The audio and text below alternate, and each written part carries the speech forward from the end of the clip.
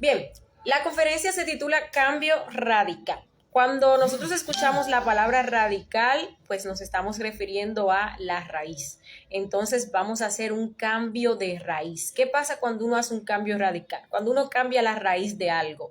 El resultado, ¿sí? Aquello que surgía de esas raíces, pues ya va a ser otra cosa, porque se está cambiando la raíz, ¿no? Desde donde emana todo aquello. Nosotros habíamos visto en la conferencia número 27, hablábamos del ego, y allí veíamos cómo nuestro ego pues se asemeja a un árbol.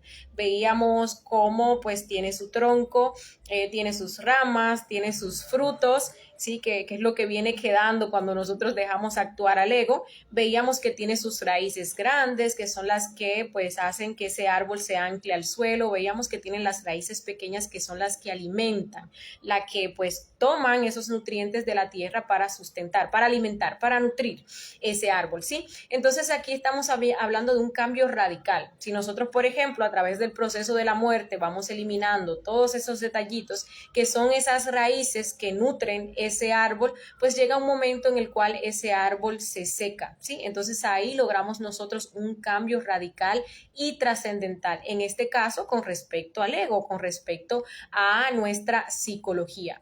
Y todos los cambios que nosotros hacemos con respecto al ego, a nuestro interior, a nuestra psicología, pues también se reflejan en el exterior. Todos los cambios se inician en el interior, ¿sí?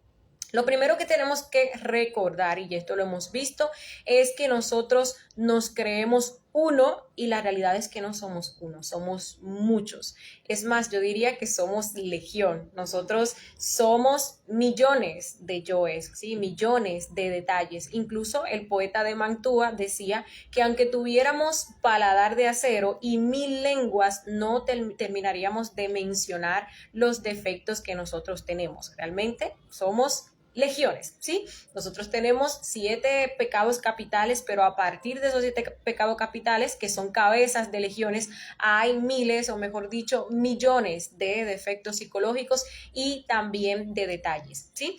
Nosotros incluso, si comenzamos a emplear lo que es la autoobservación, pues vamos a ver cómo en un momento nosotros estamos felices y en otro momento estamos tristes, cómo en un momento nosotros somos personas espléndidas, pero en otro momento somos personas mezquinas, como en un momento pues nosotros somos buenos, muy benevolentes, pero en otro momento somos malos y somos perversos, como en un momento podemos sentir amor por una persona, pero en otro momento sentimos odio o sentimos rencor y así sucesivamente. En un momento somos generosos y en otros momentos pues somos bastante mezquinos y bastante agarrados e incluso bastante acaparadores.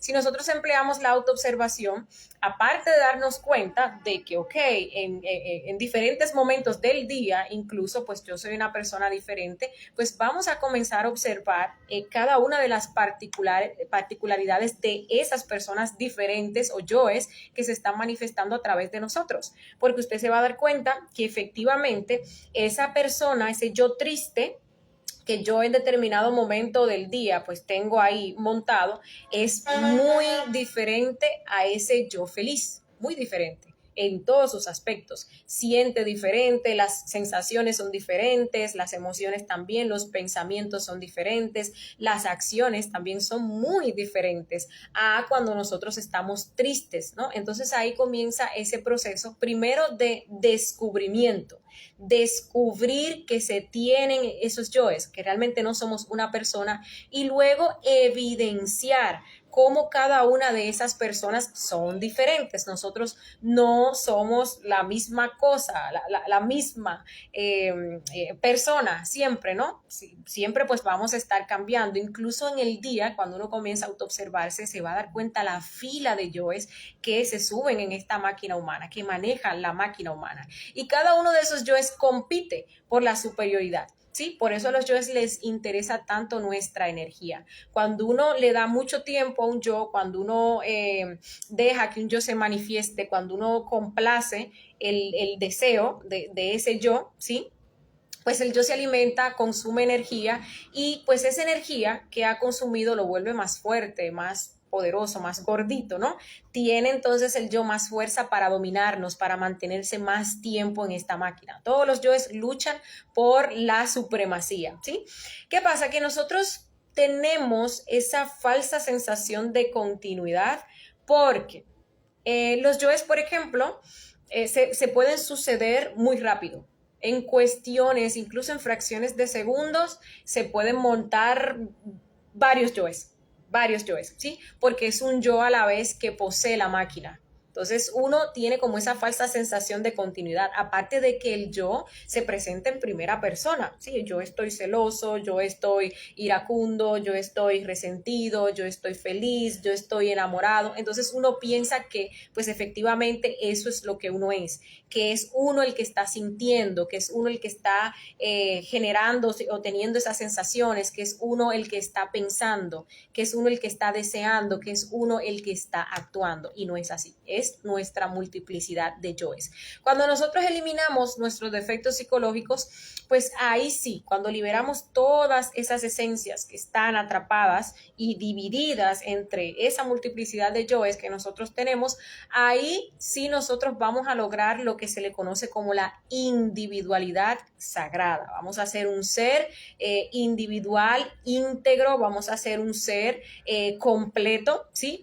Pero aún así hay que saber que ese ser completo que posee una individualidad sagrada, pues también es múltiple, ¿sí? Porque nosotros tenemos muchas partes del ser que cumplen con diferentes funciones. Y eso pues lo vamos a estar viendo en la conferencia de la familia y los apegos, ¿sí? Pero al fin y al cabo es una misma cosa, funcionan como una misma cosa. Entonces sí pues hay una verdadera continuidad. Es el ser, ya cuando uno se autorrealiza, ha eliminado todos los yoes, es la conciencia que constantemente se va a estar manifestando, ¿sí?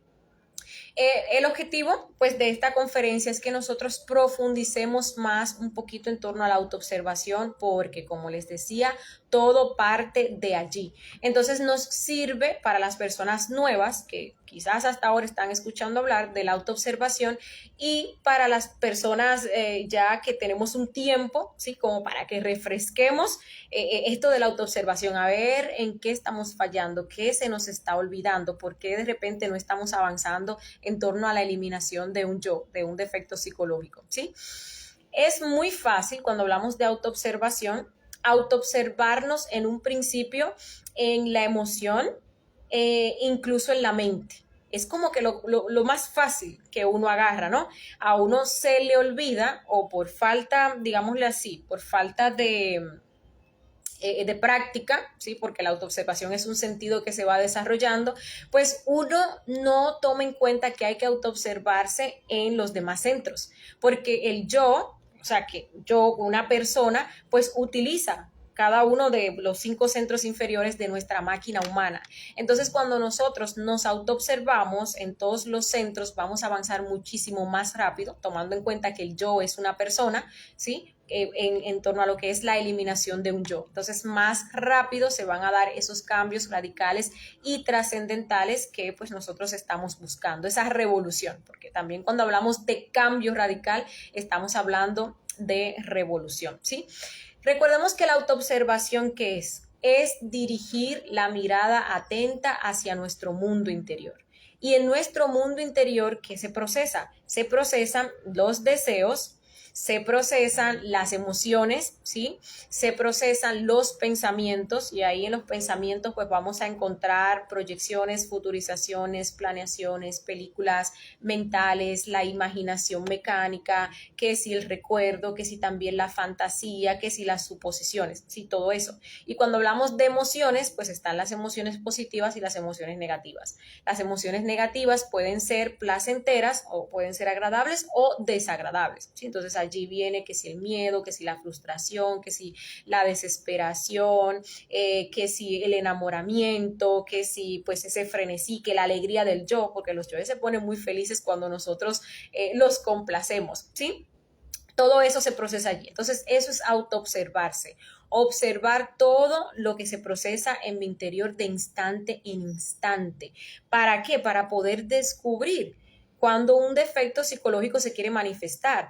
O bueno, todo lo que se esté manifestando, que nosotros lo observemos, tenemos que enjuiciarlo para descubrir efectivamente si es un yo o es parte de nuestra conciencia. Pero lo primero es observar, porque con la observación vamos nosotros a descubrir. Si no hay autoobservación, no va a haber descubrimiento y no va a haber cambio. Es que usted no puede cambiar algo que no puede ver, algo que no sabe que tiene. ¿Sí? La madre, por ejemplo, no va a actuar si tú no has visto el yo, si no te has dado cuenta, si no has logrado la comprensión de que se trata de un defecto psicológico. Y todo pues inicia por la autoobservación. Les pongo un ejemplo. Uno va por la calle y yo pues en mi caso puede que vea a un caballero que me parezca pues atractivo, ¿sí? En principio, pues, y si uno quiere autoobservarse, uno ve, puede percibir como esa sensación de enamoramiento que se da como en la boca del estómago. Hay un compañero que dice que esas son como, uno dice que son las maripositas, pero él dice que esas son las cucarachitas ahí que se están moviendo en el estómago, porque cuando uno está sintiendo eso se está drenando muchísima energía emocional, ¿sí? Entonces uno puede sentir eso, ¿sí? Y uno incluso pues hasta puede pedirle muerte a eso. Viene la mente. En la mente uno puede observar cómo pues esos yoes comienzan a conversar entre ellos. Ay, pero qué elegante esa persona, pero qué ojos, pero qué porte. Ah, pero me gustaría conocerlo más. ¿Y será que tendrá novia? Todos esos pensamientos uno los puede ver porque uno como que siente y percibe más. Pero si uno comienza a autoobservarse en los otros centros, el resultado será que vamos a poder localizar, observar más detalles y avanzamos más rápido. Entonces tenemos esos detalles de la emoción, ¿sí? En la emoción también podemos ver ese clásico miedito o ese nerviosismo cuando estamos cerca de esa persona que nos atrae, aparte del que le mencionaba. Y tenemos los detalles también de la mente, ¿sí? De lo que dicen los yoes, las planeaciones, las futurizaciones, incluso uno puede llegar a imaginarse en una situación íntima con esa persona, ¿sí? Todo eso. Pero vamos a observar entonces los otros centros. ¿Qué está pasando en mi centro sexual? Pues es un yo lujurioso, o sea, el centro sexual se va a activar. Cuando ustedes comiencen a observar esta parte, se van a dar cuenta incluso la cantidad de veces que en el día, por las impresiones que recibimos, el centro sexual se activa, ¿sí? Entonces uno comienza a percibir esa sensación indescriptible de la activación del centro sexual, que incluso los hombres podrían percibir hasta pues una erección en su aparato sexual, ¿sí? Las mujeres pues la clásica sensación de excitación, eso pasa porque sí. También vamos a autoobservarnos en el centro instintivo. En ese centro instintivo muchas veces incluso se siente pues como un punzonazo, ¿sí? Y también comienza uno pues a sentir como esa atracción. Ahí comienza uno a ver también los deseos, ese deseo de yo ir a hablarle, ese deseo de yo mirar a esa persona, ese deseo de hacerle un elogio, ese deseo de pues hacerle un piropo, de irle a pedir pues su número de teléfono, ese deseo de tener una relación ya con esa persona, ¿sí? Entonces también tenemos el centro motor, que pues es el otro que no les había mencionado. ¿Qué uno hace? Uno comienza pues a hacer gestos, uno comienza pues a mirar ya a esa persona, uno incluso puede pasar a la acción de ya pues hacerle un elogio, un piropo, uno puede acercarse a pedirle el número de teléfono, uno también puede ir a hacerle un chistecito, ¿sí? Entonces, si vemos ese ejemplo, vamos a ver cómo multiplicamos la cantidad de detalles que vamos encontrando y a más detalles, pues obviamente más conciencia liberada, más rápido se va a dar ese cambio trascendental. En este ejemplo, por ejemplo, estamos trabajando, valga la redundancia, estamos trabajando con un yo de la lujuria, ¿sí? Entonces vamos a avanzar obviamente muchísimo más rápido. Hay que recordar eso, autoobservarse es dirigir la mirada hacia nuestro mundo interior y todo lo que allí se procesa. Hay que ver cómo el yo está utilizando cada uno de nuestros centros y eso pues obviamente nos va a hacer avanzar muchísimo. Esa autoobservación, recordemos que debemos hacerla de instante en instante, de momento a momento, porque los defectos psicológicos se manifiestan de instante en instante, de momento a momento, ¿sí? Bien, otra cosa también que tenemos que saber es que este tipo de trabajo no es externo, sino interno.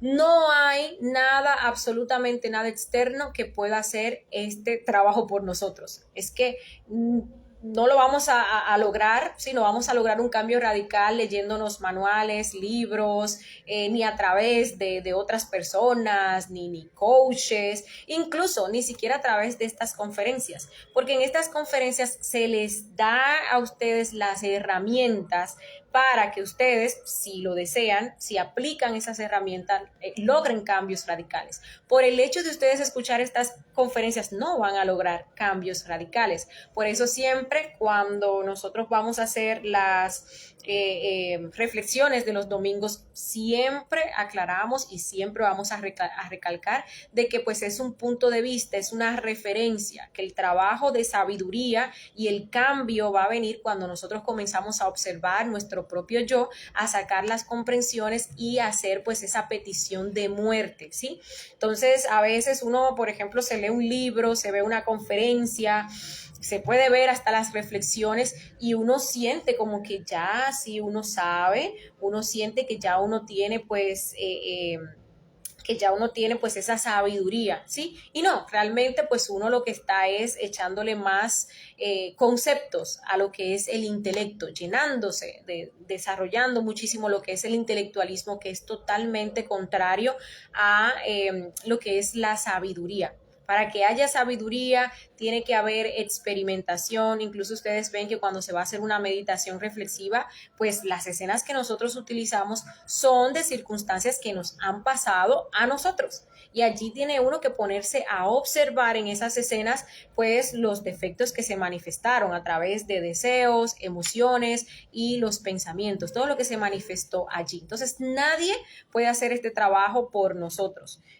Ningún libro de autoayuda nos va a realmente ayudar a lograr cambios radicales y trascendentales en nuestras vidas, ¿no? Si nos puede dar una referencia, si el libro o si la conferencia, pues, plantea un conocimiento objetivo, lo que hace pues es darnos una referencia y darnos las herramientas para nosotros lograr esos cambios, ¿sí? Más no por el simple hecho de nosotros leernos un libro, pues ya ahí hemos cambiado. Lo que sí podemos hacer o nos lleva a hacer eso de leernos un libro, aprendernos todos esos conceptos o ver una conferencia y aprendernos todos esos conceptos es a que nosotros reprimamos yo eso, que no es lo que se quiere. Entonces yo en un libro leí que no, que la ira y que uno no debe de ser así, que uno debe de actuar de tal manera y que uno debe de ser manso. Entonces ahora eso yo lo tomo como un concepto, reprimo la ira en esa parte activa, ¿sí? Y entonces desarrollo ese yo manso o desarrollo pues ese miedo.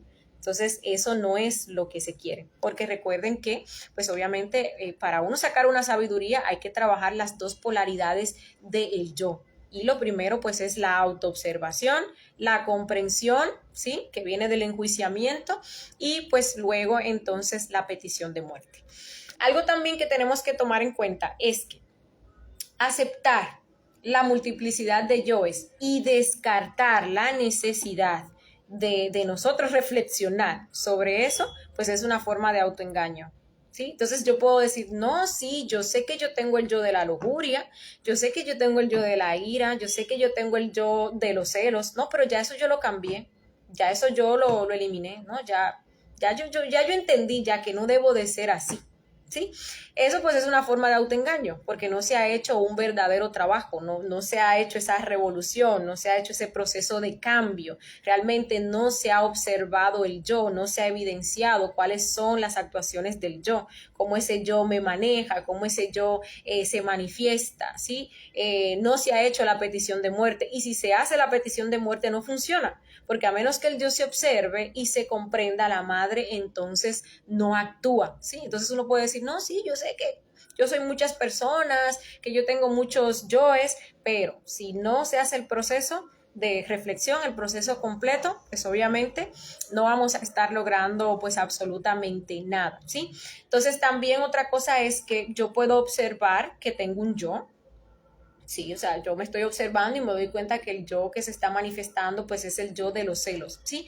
pero también yo tengo que evidenciar cómo ese yo se comporta, cómo ese yo se manifiesta a través de mis centros, ¿sí? Cómo ese yo pues me hace sentir las sensaciones que me genera. Y ahí salen más detallitos.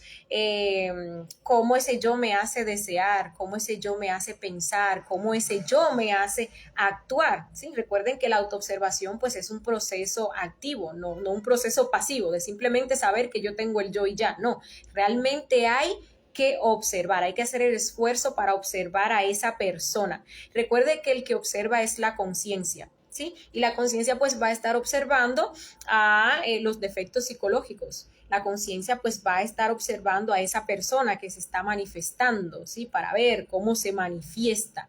Esa pues es la forma de nosotros evidenciar. Entonces allí de esa evidenciación, pues entonces vamos a sacar lo que son las comprensiones, la sabiduría que el defecto tiene atrapado, ¿sí?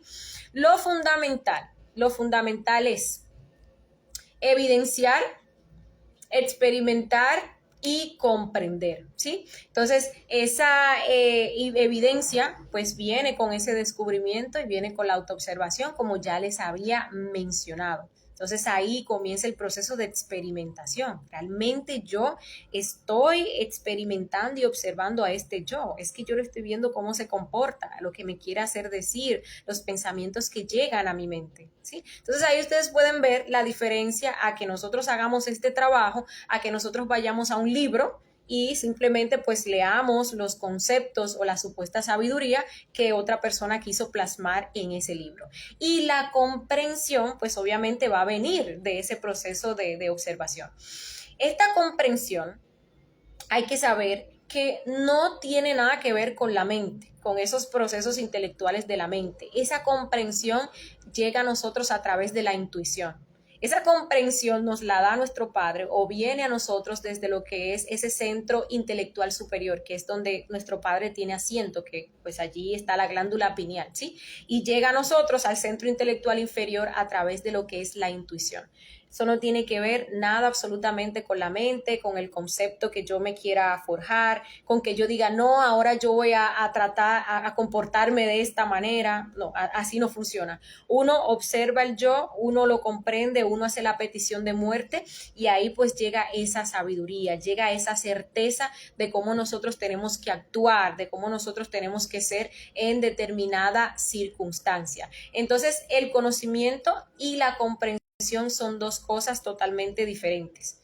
El conocimiento, vamos a decir que pues nuestra mente, allí tenemos la memoria y allí pues uno puede meter mucho conocimiento, muchos libros, muchas hipótesis, muchas conferencias, muchas teorías. Eso no significa para nada que tengamos sabiduría, ¿sí? Cuando hablamos de comprensiones, pues ahí sí estamos hablando de sabiduría. Incluso para que se abre ese canal que es la intuición, la mente tiene que estar en silencio porque a la mente le encanta pues opinar y hablar de los conceptos que conocen, pero las comprensiones, esa sabiduría, nada tiene que ver con esos procesos mentales, llega de forma espontánea cuando nosotros estamos haciendo este proceso de muerte, ¿sí? Lo que pasa es que nosotros pues idolatramos mucho la mente, idolatramos mucho lo que es el intelectualismo, queremos desarrollar pues ese intelecto llenándonos de teorías y bueno, mientras más desarrollado y mientras más fanático uno es de ese intelecto, pues más difícil se le hacen observar, palpar, saborear las cosas de la conciencia, porque la mente siempre se va a querer meter, siempre la mente cree qué es lo que hay que hacer, cómo se debe de ser. Allí en la mente vamos a encontrar también que se dan esas pendulaciones, ¿sí? Como estuvimos viendo en conferencias pasadas, que es totalmente diferente a la comprensión. A veces las personas pues quieren saber qué es una comprensión. Eso es algo que pues no se puede explicar, es algo que solamente se experimenta y lo vamos a experimentar cuando hagamos este proceso de muerte. Cuando usted experimente una comprensión, ¿sí? Porque usted se puso a hacer su meditación reflexiva, se está autoobservando y está muriendo, cuando usted experimente esos golpes intuitivos, usted va a saber que se trata de una comprensión y de la intuición, que es algo totalmente diferente a las formulaciones que puede hacer nuestra mente con respecto a algo, ¿sí? Otra cosa también, pues que hay que tomar en cuenta es que este cambio que nosotros planeamos hacer en nuestro interior, pues va a ser radical, ¿sí? Va a ser un cambio total, va a ser un cambio rotundo, pero también pues es algo gradual, ¿sí? Hay que saber esto para uno no desanimarse, porque hay defectos psicológicos incluso que uno los tiene bastante alimentados, bastante gorditos. Entonces hay que pues hacerle muchas meditaciones reflexivas a ese defecto para uno avanzar. Pero sí, siempre y cuando uno esté haciendo las meditaciones reflexivas, está liberando esencias, está liberando sabiduría y se va revolucionando el asunto porque esas esencias que nosotros vamos liberando, que tienen ya pues la sabiduría de ese defecto, ¿sí? Del detalle que las tenía pues encerradas, pues nos ayuda incluso a ver más detalles y también pues nuestra autoobservación se va desarrollando. Entonces cada vez pues vamos revolucionándonos más, el proceso como que se va pues acelerando, pero es un cambio gradual. Uno, por ejemplo, tiene yoes como la fornicación, que uno tiene, digámosle así, décadas fornicando. Entonces, no vamos a creer que de un día para otro pues vamos a eliminar ese yo de la fornicación. Es mucho trabajo el que hay que hacerle. Ahora, hay defectos y hay detalles que sí no han sido muy alimentados y que con una sentada, con una meditación que uno les haga, pues ya, listo, uno los eliminó, ahí le presentan a uno el muerto. Pero hay otros detalles otros defectos que son muy grandes, tienen mucha energía, están muy alimentados, tienen muchos detallitos, entonces hay que ser constante con esos defectos psicológicos, ¿no? Para uno lograr ver ese avance. Pero de que el cambio va a ser radical, lo va a hacer. O sea, este cambio radical es totalmente diferente a cuando nosotros por conceptos reprimimos defectos psicológicos, ¿sí? Uno, por ejemplo, ve que la ira le está causando problemas y uno dice, no, es que ya yo no quiero ser iracundo. Es más, ya yo no voy a ser iracundo. Y se lee 2 o 3 libros y ve un par de conferencias con respecto a la ira. Entonces uno se va a la polaridad de esa falsa mansedumbre o del miedo, ¿sí? Pero esa ira está ahí y se está alimentando, que esa es su parte pasiva. Y va a llegar un momento en el cual esa ira va a explotar y cuando explote, esa ira que pues se ha cargado tanto, aunque haya sido alimentada en esa parte pasiva, que bueno, ahí se la va a cobrar todas. ¿Sí? Toda esa ira que uno reprimió, pues entonces ahí va a salir y se la va a cobrar todas. Eso es muy diferente a cuando verdaderamente uno está cambiando.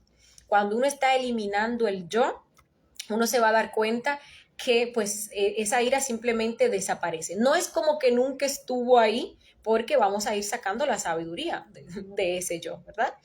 La sabiduría se saca de la propia experimentación, la ira sí estuvo ahí, pero ya uno se da cuenta cómo pues las cosas que anteriormente nos inmutaban, nos hacían explotar, enojarnos, ofender a las demás personas, pues ya como que no nos mueve nada. Y eso también es gradual. Eso es gradual, ¿no?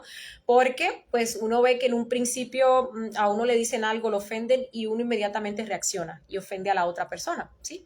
Cuando uno comienza a autoobservarse y también a aplicar lo que es la meditación reflexiva, ya en la próxima uno tiene ese espacio para ver el yo, porque ya uno lo reflexionó, ¿sí? Entonces uno tiene ese espacio, ya el yo se vuelve más lento y uno se vuelve un poquito más rápido, ya uno lo ve, ya uno incluso puede percibir esa sensación de la ira, la emoción, uno puede percibir también el deseo, el impulso, ¿sí? Y puede que incluso, aunque uno lo esté viendo, como todavía tiene mucha fuerza, pues uno pase a la acción, uno termine pues ofendiendo a la otra persona, pero uno lo vio. Hubo un cambio porque ya uno como que lo pudo ver, ¿sí? Entonces, pues uno continúa reflexionando, muriendo también en marcha y pues ya llega un momento en el cual uno no reacciona, ¿sí? Pero aunque uno no reaccione, pues uno se va a dar cuenta de que dentro de uno pasan cosas y esos son detalles de la ira que están por ahí. Todavía hay deseos, ok, no reaccioné, pero todavía hay deseos, todavía está pues esa emoción que me quema el pecho, que hace que mi sangre pues circule más rápido, que se me agite el corazón, esos pensamientos de usted se va a quedar callado, no, pero dígale, no, pero usted no se puede dejar, mire, las demás personas se van a reír, mire cómo lo trata, qué desconsiderado, eso todavía está pasando, ¿sí? Entonces hay que seguir trabajando. Llegan momentos en que pues eso que pasa en su interior comienza a desaparecer. hasta tanto llega un momento en el cual uno muere, en el cual uno está muerto y de forma positiva, ¿no? En el cual cuando ya la persona te habla, te ofende de tal o cual manera, pues simplemente no pasa nada en tu interior, nada, tú mantienes la calma absoluta, no se mueve nada. Eso es un cambio radical. Es diferente a la represión, porque la represión, tú estás sintiendo todo eso allá adentro y pues tú lo que estás es ahí, agarrando el defecto para que no salga, o entonces estás en la polaridad del miedo y sientes miedo de hablar, quizás en un momento en el cual incluso tú necesites hablar. Entonces es muy diferente reprimir a que realmente uno esté muriendo y se esté dando ese cambio pues radical, ¿sí? Y pues todos esos detalles que yo les había mencionado lo vamos a ver en primer lugar pues con la autoobservación. Si no hay autoobservación, pues obviamente no hay nada, no vamos a poder lograr cambiar nada. Uno no puede cambiar en primer lugar algo que uno no sabe que tiene o algo que uno entiende que no necesita cambiar porque no sabe o no cree que lo tiene, ¿sí? Y ese no creer o no saber que lo tiene es por falta de autoobservación, ¿sí? Cuando una persona pues comienza a autoobservarse, pues ahí da indicios de que realmente quiere lograr ese cambio radical en su vida. Ya pues para finalizar, mencionarles que hay unos defectos con los cuales nosotros tenemos que ser radicales desde el inicio. Bueno, me van a dar un segundito, por favor, para conectar el celular, para que no se me vaya a apagar. Pedimos disculpas.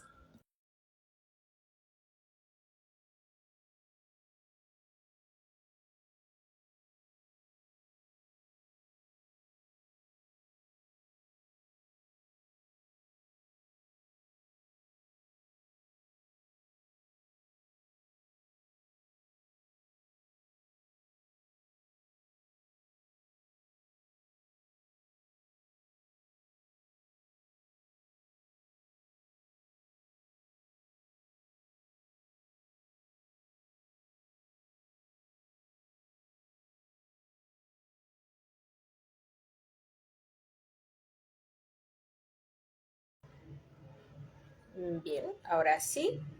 Bueno, les decía que pues hay unos defectos con los cuales uno desde el inicio tiene que ser completamente radical.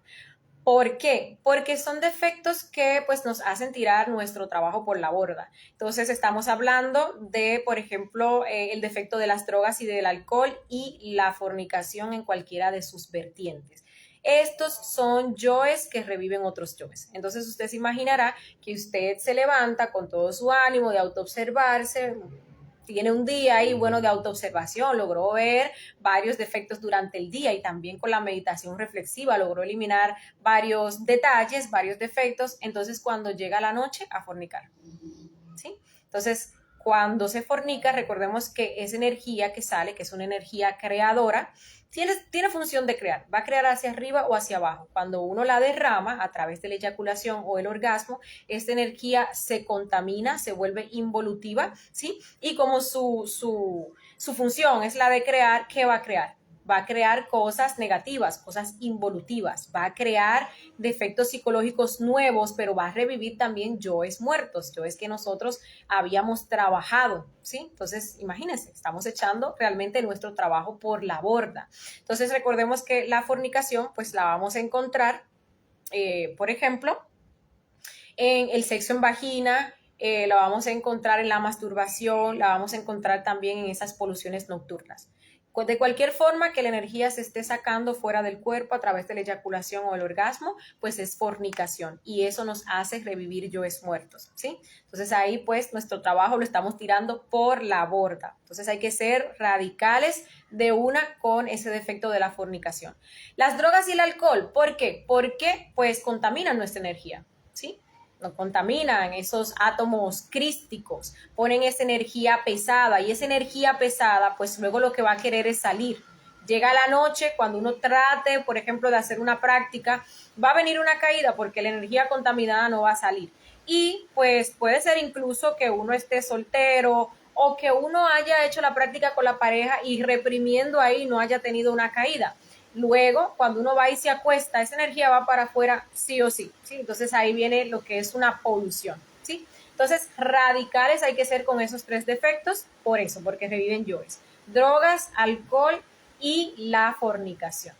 Y bueno, compañeros, con esto pues finalizamos esta conferencia del día de hoy. Es una conferencia que no es tan larga, sino más bien pues para recordarnos, ¿sí? Con respecto a la autoobservación, a que todo inicia, todo nuestro cambio inicia con la autoobservación. Ese conocimiento de nosotros mismos que nos va a llevar a conocer el universo y los dioses, pues inicia con la autoobservación, observando hacia nuestro mundo interior.